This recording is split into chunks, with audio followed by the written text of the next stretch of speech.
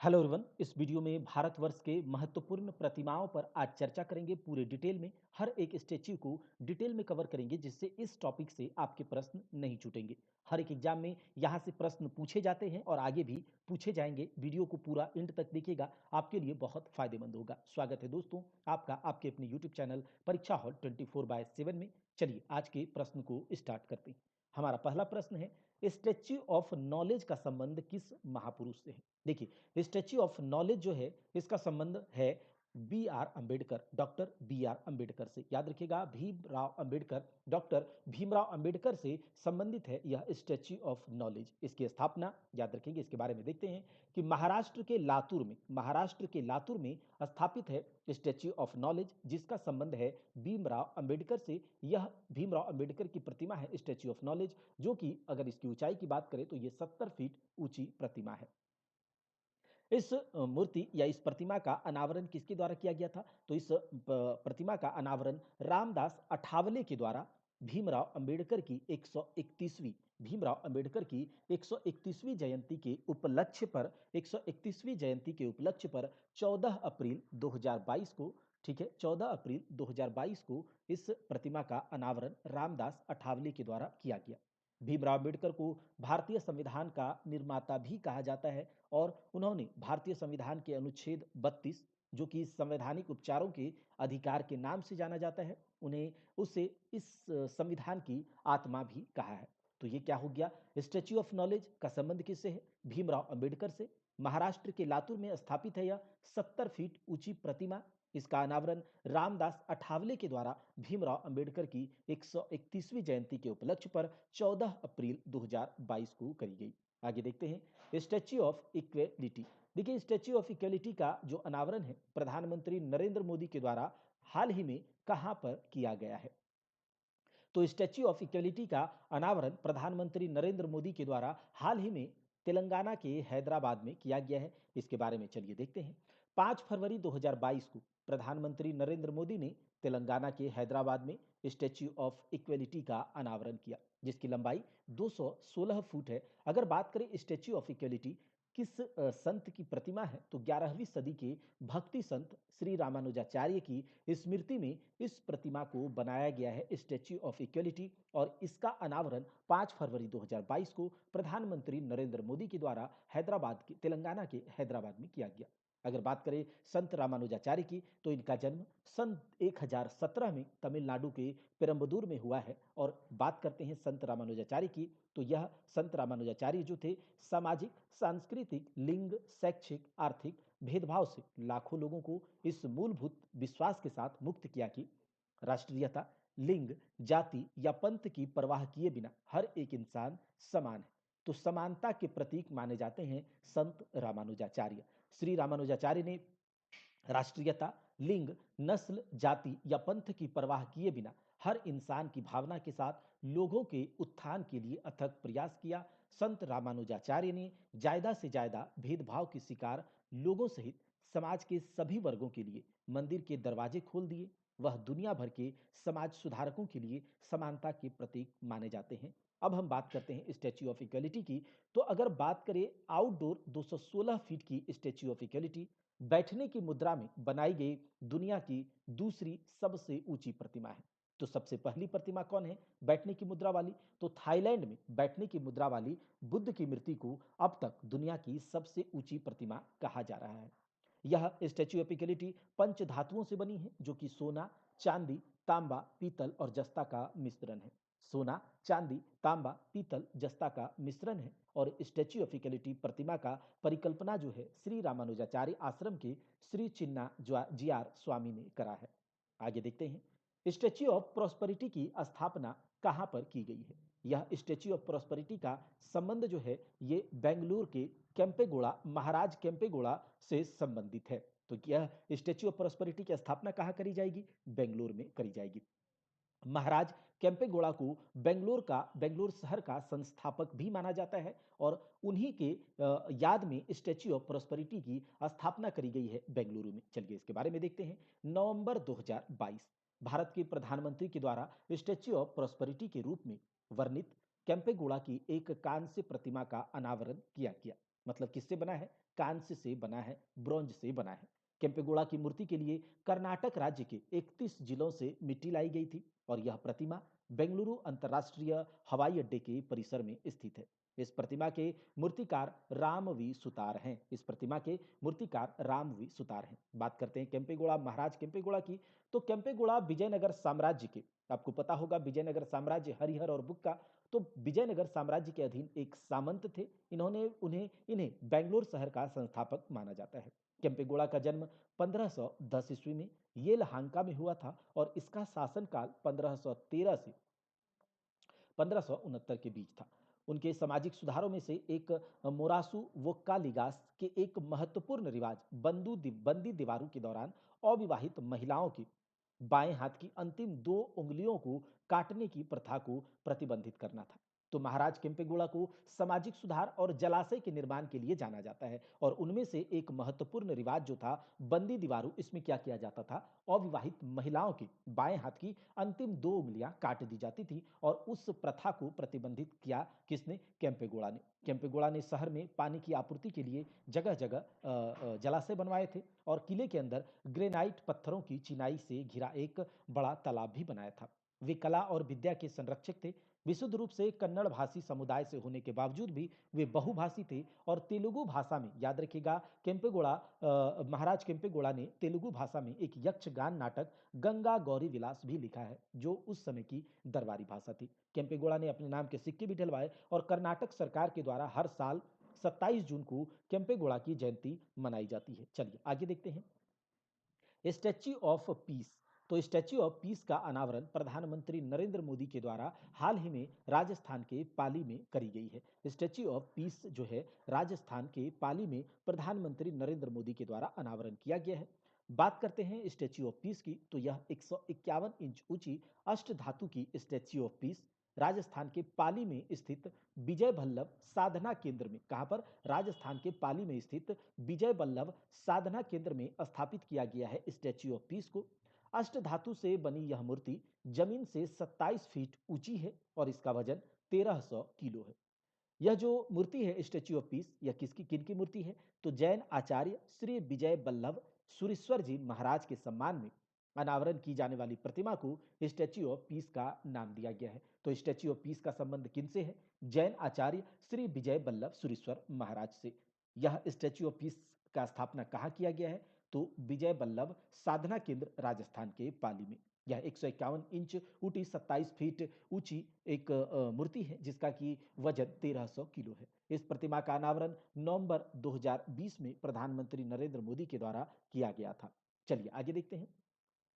गृह मंत्री अमित शाह के द्वारा श्री रामानुजाचार्य, अभी हमने देखा था श्री रामानुजाचार्य की मूर्ति को, ठीक है, तो श्री रामानुजाचार्य की 4 फुट ऊंची प्रतिमा का अनावरण गृह मंत्री अमित शाह के द्वारा किया गया है। कहां पर? तो जम्मू कश्मीर में किया गया है। जम्मू कश्मीर की राजधानी श्रीनगर में, ठीक है, जम्मू कश्मीर की राजधानी श्रीनगर में अमित शाह के द्वारा श्री रामानुजाचार्य की 4 फुट ऊंची प्रतिमा का अनावरण किया है और इसको भी नाम दिया गया है स्टैच्यू ऑफ पीस का। याद रखिएगा, इसको भी नाम दिया गया है स्टैच्यू ऑफ पीस का। तो याद रखेंगे, जुलाई 2022 में केंद्रीय गृह मंत्री अमित शाह ने श्री रामानुजाचार्य की शांति प्रतिमा, जिसे कि स्टैच्यू ऑफ पीस का ही नाम दिया गया है, तो यहां कंफ्यूज नहीं होना है। यह रामानुजाचार्य की जो मूर्ति है अमित शाह के द्वारा जुलाई 2022 में कहां पर किया गया? जम्मू कश्मीर की राजधानी श्रीनगर में। इसकी ऊंचाई 4 फुट है और वजन 6 किलोग्राम है, ये आप देख रहे हैं। और ये जो अमित शाह है, इस मूर्ति का अनावरण वर्चुअली किया है, यानी कि ऑनलाइन किया है, देख सकते हैं आप।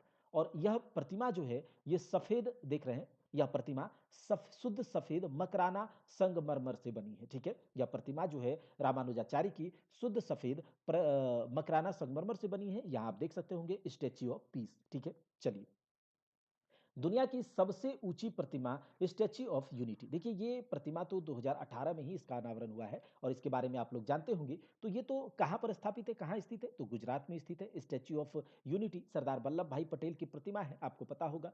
तो स्टैच्यू ऑफ यूनिटी का निर्माण सरदार वल्लभ भाई पटेल के सम्मान में किया गया है। और स्टैच्यू ऑफ यूनिटी क्यों नाम दिया गया है इस प्रतिमा को? सरदार वल्लभ भाई पटेल की प्रतिमा को स्टैच्यू ऑफ यूनिटी नाम इसीलिए दिया गया है क्योंकि स्वतंत्र भारत में 560 रियासतों को एकजुट करने का श्रेय सरदार पटेल को दिया जाता है। यूनाइट करने का श्रेय सरदार पटेल को दिया जाता है। इसी कारण से इस प्रतिमा का नाम स्टैच्यू ऑफ यूनिटी रखा गया है। सरदार पटेल की 143वीं जयंती के अवसर पर 31 अक्टूबर 2018 को इसका उद्घाटन किया गया। स्टैच्यू ऑफ यूनिटी विश्व की सबसे ऊंची 182 मीटर ऊंची प्रतिमा है।